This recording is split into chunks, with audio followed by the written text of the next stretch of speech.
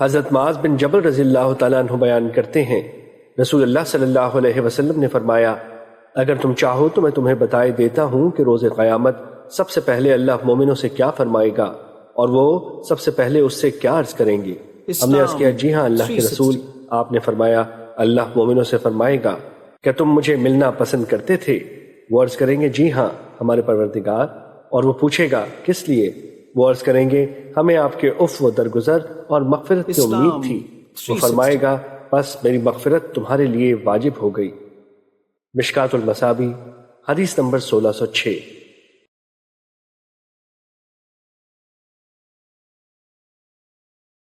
حضرت ابن مسعود رضی اللہ تعالیٰ عنہ سے روایت ہے کہ نبی صلی اللہ علیہ وسلم نے ایک روز اپنے صحابہ سے فرمایا، اللہ سے حیا کرو جس طرح اس سے حیا کرنے کا حق ہے۔ انہوں نے عرض کیا، اللہ کے نبی، الحمدللہ ہم اللہ سے حیا کرتے ہیں۔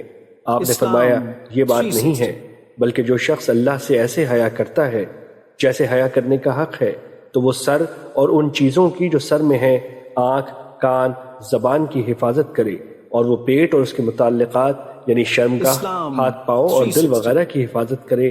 وہ موت اور بوسیدہ ہونے کو یاد رکھے، اور جو آخرت چاہتا ہے وہ دنیا ترک کر دے۔ جو شخص اس طرح کرے تو اس نے اللہ سے ایسے حیا کیا جیسے اس سے حیا کرنے کا حق ہے۔ مشکات المصابیح حدیث نمبر 1608۔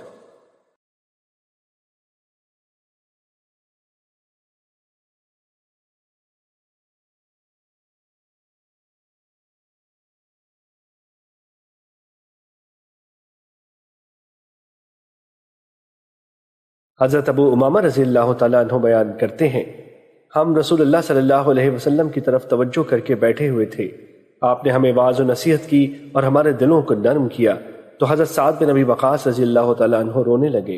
انہوں نے بہت زیادہ روتے ہوئے کہہ دیا، کاش کہ میں مر جاتا۔ یہ سن کر نبی صلی اللہ علیہ وسلم نے فرمایا، سعد، کیا تم میرے ہوتے ہوئے موت کی تمنا کرتے ہو؟ آپ نے یہ بات 3 مرتبہ دہرائی۔ پھر آپ صلی اللہ علیہ وسلم نے فرمایا، سعد، اگر تمہیں جنت کے لیے پیدا کیا گیا ہے تو پھر تمہاری عمر جتنی دراز ہوگی اور تمہارے جتنے عمل اچھے ہوں گے وہ تمہارے لیے بہتر ہے۔ مشکات المصابیح حدیث نمبر 1614۔